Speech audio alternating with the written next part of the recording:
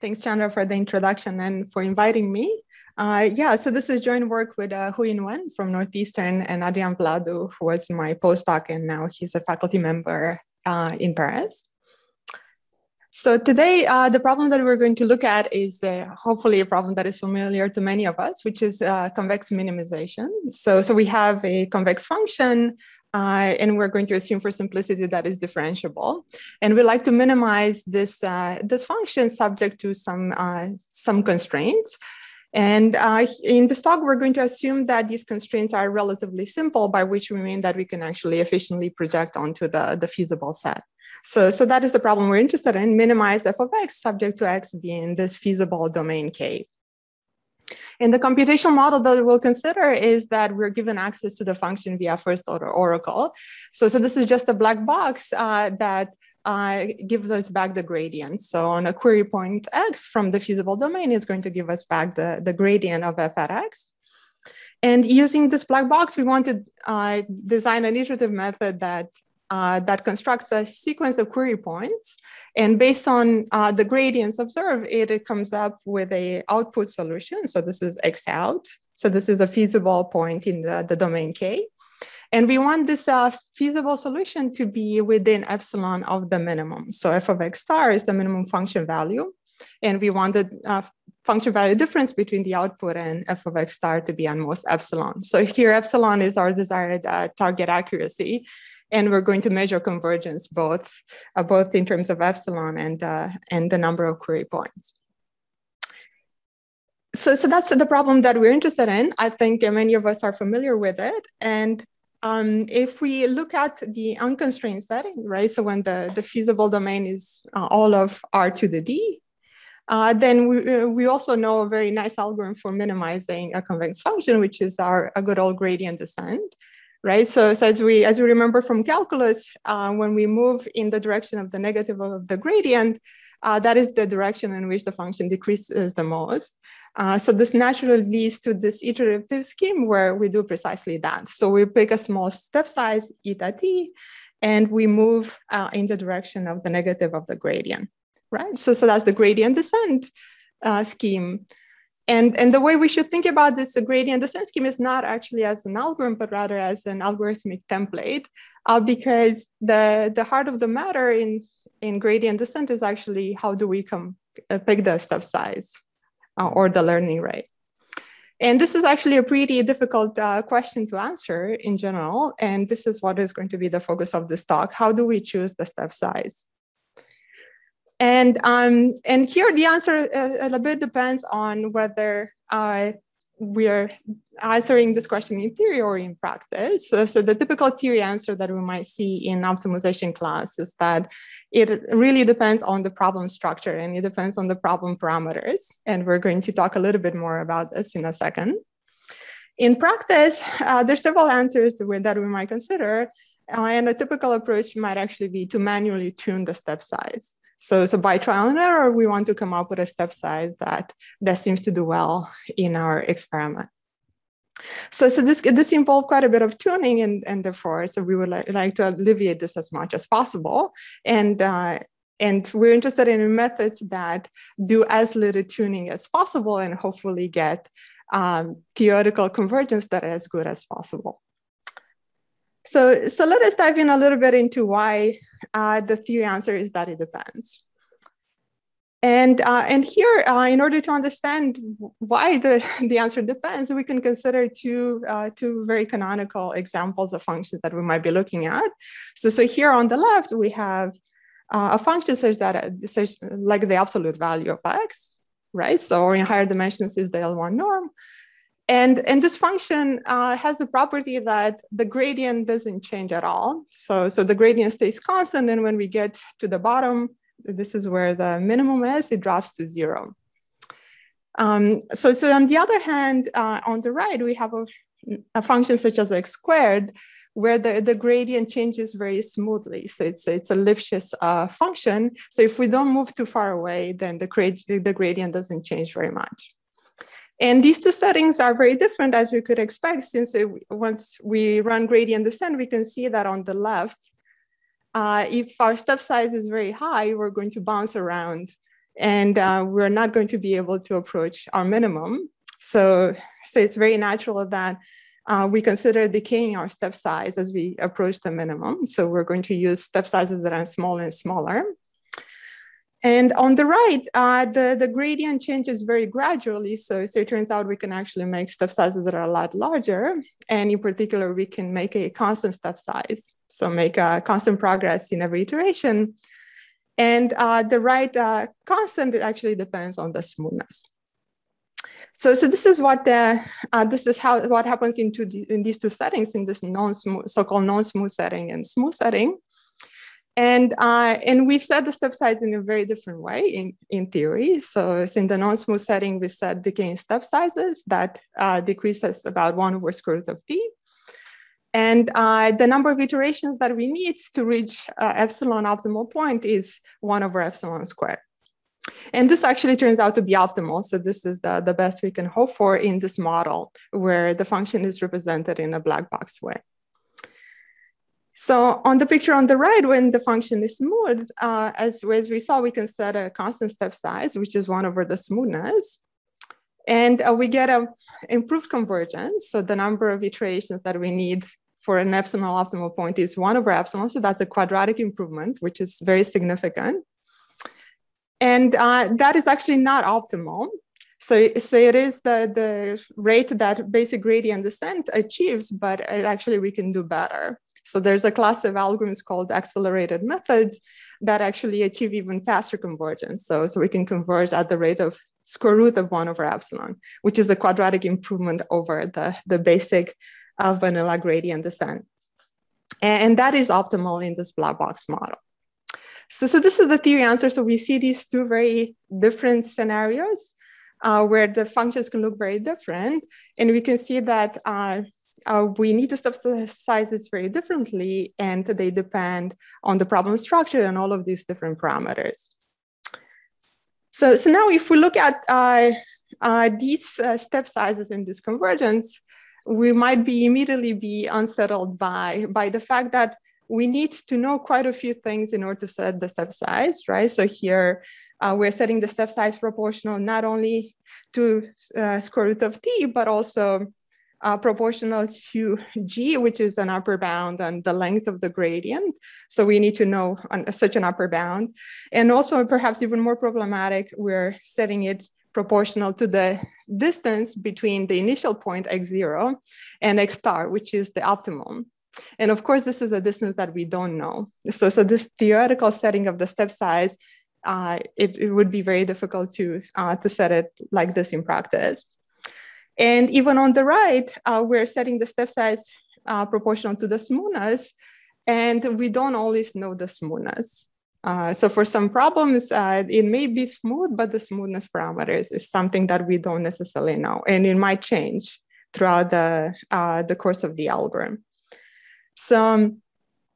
So these are the main caveats of the theory answer, at least the one that we typically see in optimization class, that the step sizes depend on several different parameters, most of which are unknown. And they're very hard to tune. So in practice, we would actually have to guess these parameters and do a lot of trial and error. So this brings about the question of whether we can do away with some of this hand tuning. So do we really need to set the step sizes proportional to these parameters? Is there some other way, or is there some other way we can get these optimal theoretical convergence guarantees without knowing these parameters? So this has been the focus of the ML community and beyond for quite a few years. And the overall goal is to automatically set the step sizes based on the problem structure and based on the information that we observe, and hopefully adapt to local or global smoothness and convexity. And ideally, the dream in theory is that we design these algorithms that we call universal, which automatically achieve optimal convergence regardless of what the specific setting may be. So regardless of whether the function is smooth or non-smooth, and regardless of whether we have exact gradients or stochastic gradients. So this has been the dream, and the community has made quite a bit of progress towards this dream, and there are several different ways we can go about tackling some of these issues. The one that we're going to focus on today is one particular line of work that started with a very beautiful algorithm called Adagrad that sets the step size in a very specific and simple way. All right, so what is this algorithm? So this algorithm is due to Duchi, Hazan, and Singer, and McMahan and Streeter, and it's more than a decade old by now. And in its most basic instantiation, it looks like this. So it is assuming we're in the basic unconstrained setting. We're going to do the gradient descent step, of course, but we're going to set the step size based on the gradients we've observed so far. So specifically, our step size is going to be 1 over the square root of the sum of the gradient square, right? So this is the specific choice of step size, right? So we've observed all of these gradients so far up to time t, and we set the step size by taking the square root of the sum of all of those lengths. So it's a very simple method. It might look a little bit mysterious at first, right? So why the square root? But we're going to talk about that in a bit. So we're going to offer some intuition for this particular choice. So the really nice feature about this algorithm, though, that we should take away at this point is that it is incredibly simple to implement because this gradient information we already have, and we can just use it to set the step size. We can also easily generalize Adagrad to the constraint setting when we have a feasible domain. So it's our feasible domain K, which is could be a subset of R to the D. And the natural way to do that is the way we generalize gradient descent to the constraint setting, which is simply like this. So we can think about gradient descent even in the basic setting as minimizing a combination of 2 functions. So one is the linear approximation of the function at the current iterate, right? So we have our current iterate xt, and if we take the first order Taylor approximation, that's a linear function, which is a lower bound on the function everywhere. So that's our linear approximation here. And we can minimize that linear approximation plus a movement term, right? Which is what we have here. Which is encouraging us to stay close to xt, right? Because the further away we move from xt, the less accurate the linear approximation is going to be. So if we balance these 2 terms, the linear approximation and the movement, excuse me, excuse me. So what is this capital R? Sorry for interrupting. Right. So I didn't. I deliberately ignore that part. So you can forget about it. So it is a term that is designed for us to tune to the radius of the parameter. So we can just set it to 1. Okay. And that will also work, but it's not going to give us the right dependency on the radius. And the proper way to do it is actually to use the radius of the domain and put it in the step size. I deliberately shoved that under the rug. It is not, yes, it's not super important here. But yes, that's what that is. So say it is the radius of the domain. So you can think of it as if we have feasible domain K, so it has bounded radius and it has radius and most R. And if we know that radius, we can use it to set the step size. You can just think of it as 1 for now. All right. So that's how we can generalize the algorithm to constraint optimization, right? So we just take this combination between the linear approximation and the movement, and we can set the step size just as in Adagrad. And this is a pretty good idea. But I'll mention, though, that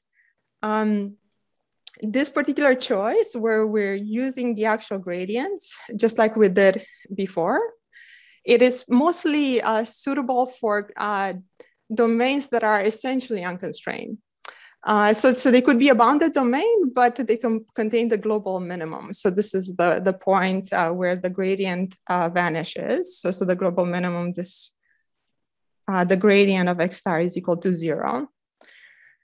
And And we will talk in a moment how we would extend the Adagrad style algorithm to the constraint setting where this is not necessarily the case, where we don't necessarily contain the global minimum. So that is the basic Adagrad method. And perhaps a bit surprisingly, it is actually a very effective way to set the step size.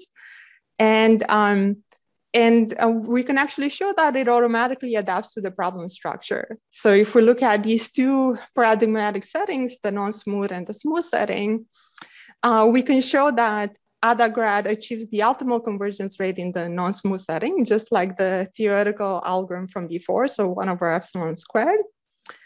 And in the smooth setting, it achieves the vanilla gradient descent convergence of 1/epsilon, the one that we get by setting the step size proportional to the smoothness. And this is without any knowledge whatsoever of the smoothness. So the only thing that we're using is the gradients. So this is a pretty remarkable result that such a simple method is so effective. And it might actually be a little bit counterintuitive at first. So it is not at all clear that this should happen. So let me try to give you some intuition as to why this might be happening. So if we look at the non-smooth setting, once again, the right function to think about is something like the absolute value. And we saw that in that case here, right? So in this setting here, the gradients were not changing at all until we reached the minimum where they dropped to 0. So in that setting, the gradients stay roughly constant, so they stay constant. So what is happening in the step size is that we're simply accumulating t gradients of the same length under the square root. So the step size becomes the theoretical 1/square root of t decaying step size that the theory answer suggested. On the other hand, in the smooth setting, the intuition is that the gradient length is actually decaying at a 1/t rate. So we are actually shrinking the gradient pretty fast. And if this intuition is correct, then we can see that the Adagrad step size is actually constant, right? Why is that? Well, so here we're summing up over S, 1/s squared, right? And as we know, the series converges to a constant. So the step size is constant. So that is some intuition that we can keep in mind for as to why this single choice of a step size does so well in these two very different settings. So now going further, I'm going to spend a few minutes today to tell you about some further developments in this line of work, where we have taken this Adagrad idea one step further. And one of the things that we've been able to do somewhat recently is to extend this method to the general constraint optimization setting, not just the setting where the global minimum is in the feasible domain, but any arbitrary convex domain. And also we've been able to design several methods that are accelerated. So they are adapted versions of the accelerator method. And these works are only the latest in a long line of work, and I'm not really doing justice to this area here. And the very interesting aspect about the accelerator schemes is that they are universal in the sense that we talked about before. So they automatically achieve the optimal convergence in all of these different settings that we're interested in, such as the non-smooth, smooth, and the stochastic setting. All right, so in the remainder of the talk, I'm going to spend a few minutes telling you about this extension of Adagrad to the general constraint setting. And if time permits, we're also going to touch upon one of the accelerator methods that we can use in the setting. All right, so let us now turn to general convex optimization, where we have an arbitrary convex domain. So the main difficulty there, as we touched upon, is that the gradient at the optimum might actually be non-zero. And we don't actually expect that it is going to decay as we're going to reach the minimum. So the intuition here is that although the gradient does not decrease, there are other things that might decrease. And in particular, the iterative movement should decrease. So when we're getting closer to the optimum, how much the iterates are moving should be going down. And this intuition naturally suggests a generalization of Adagrad that does precisely that. So if the iterative movement is the one decreasing, then let us use it to set the step size. And that's exactly what we do here. So we're using the iterative movement to set the step size. And here I'm showing how to do that in a multiplicative form. So we're just multiplying the step size by 1 plus the iterative movement squared. And in fact, we can sort of do the, be a little bit more precise and observe that actually it's a good idea to make sure that we're not increasing the step size, decreasing the step size too much, or increasing this multiplier too much.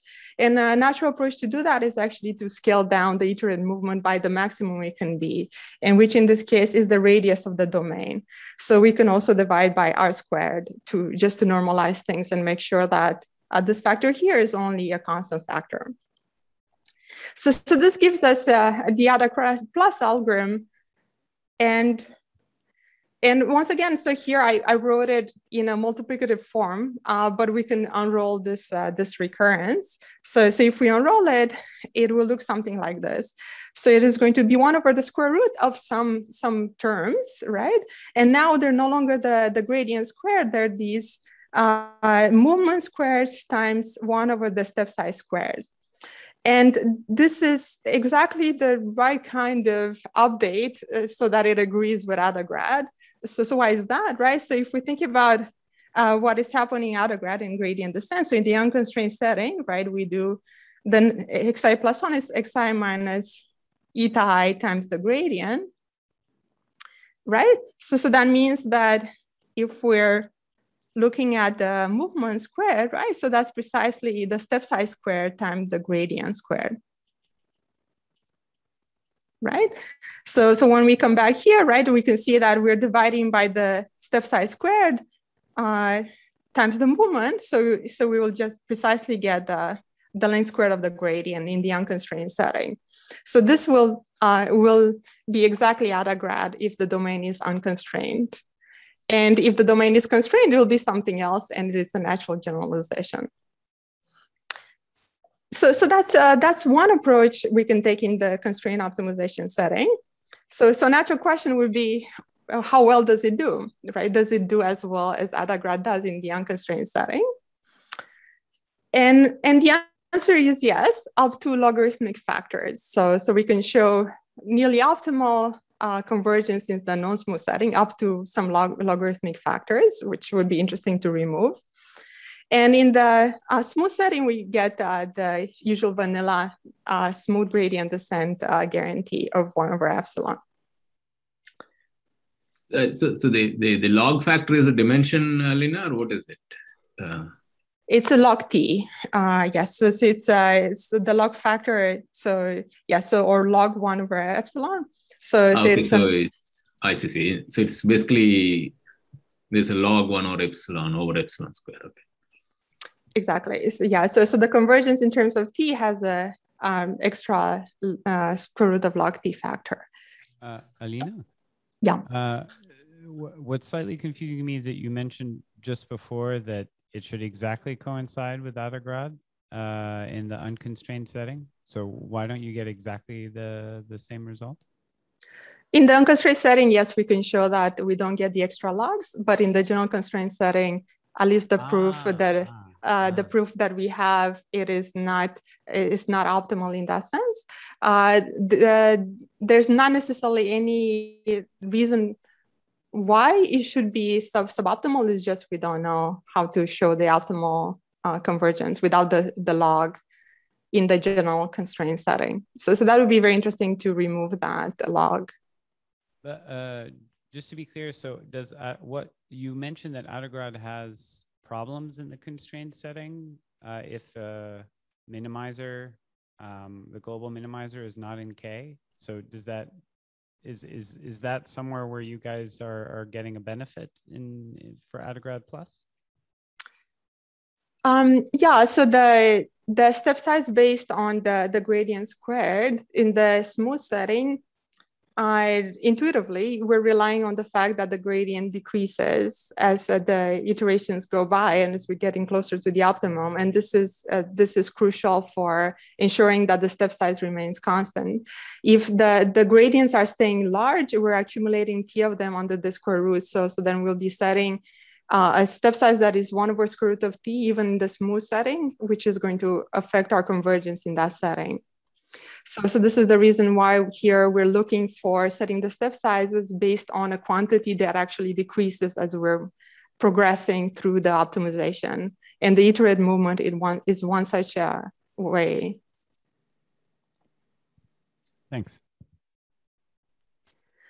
All right, so I think we are almost out of time. So let me briefly also mention that we can use the same idea in the accelerated setting. So we can take accelerated methods such as Nesterov's accelerated gradient descent, or a very nice variant of it, AGD plus, via Alina and co-authors, and we can make it adaptive by using exactly the same idea. So we can set the step size proportional to the main iterative movement, very similarly to the way we did here, and we can turn those algorithms in adaptive methods as well.